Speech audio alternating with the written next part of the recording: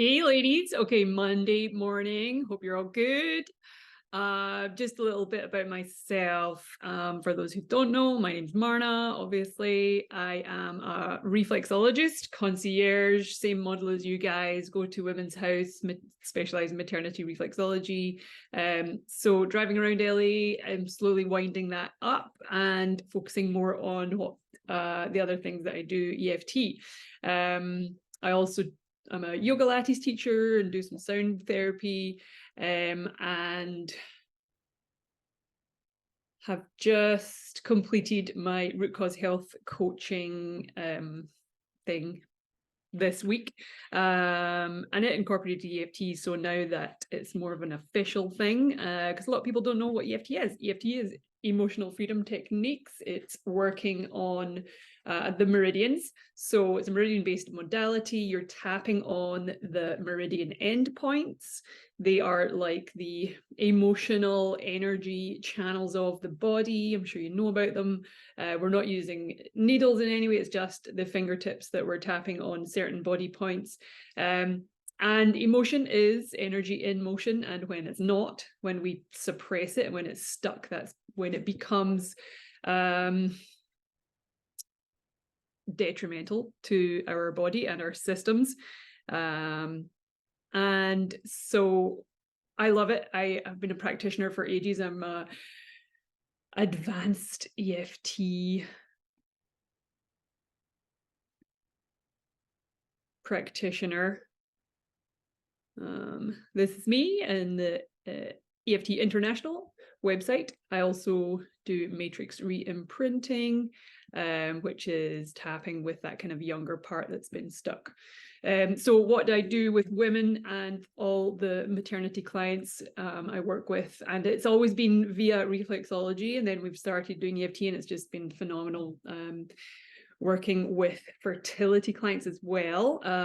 So with regards to the emotional stuff, for example, abortion guilt, if that's not been processed, we can hold that in the body, for decades. Grief, EFT releases the emotional charge in the body, and therefore helps to release it from the tissues, the nervous system, and as a result, the body can regulate much more easily and heal itself much more easily, because quite often when we get out of our own way, that's when the body can do what it's so good at. So when there's grief or anger or charge of emotion, that's when that can really be detrimental to how our body works. So fertility clients have been amazing when it comes to that emotional journey as well, of going through all the IVF, or if it's just been emotional blocks that have been in the way, whether it's been traumas as a younger child or if there's been any abuse. Once we start to work on that, it's amazing how people somehow just get pregnant. Birth fears, I also work with women who have that kind of fear of the unknown. We do a kind of future meditation of how they want it to go. Birth trauma, worked with quite a lot of birth trauma. Amazing how we put it in a little box for later during our postpartum time, and it all comes out then, unfortunately. And so the sooner we can resolve all that, the better, so that you can have a free-flowing energy and be more present in your body for your own baby, and release what is not necessarily okay for holding on to. But often the first thing I do is help them work on any trauma from their own personal birth, because that comes up when they give birth. Postpartum anxiety, lots of postpartum kind of emotional stuff. I don't deal with really deep depression and things like that. That's not my world. I'm not a doctor.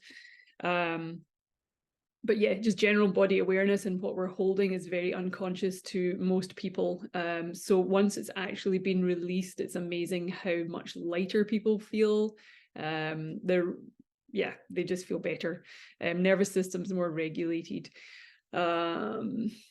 And Yeah, so growing body of evidence to confirm that inextricable link of how our mind and body and emotions and organ tissues are all connected.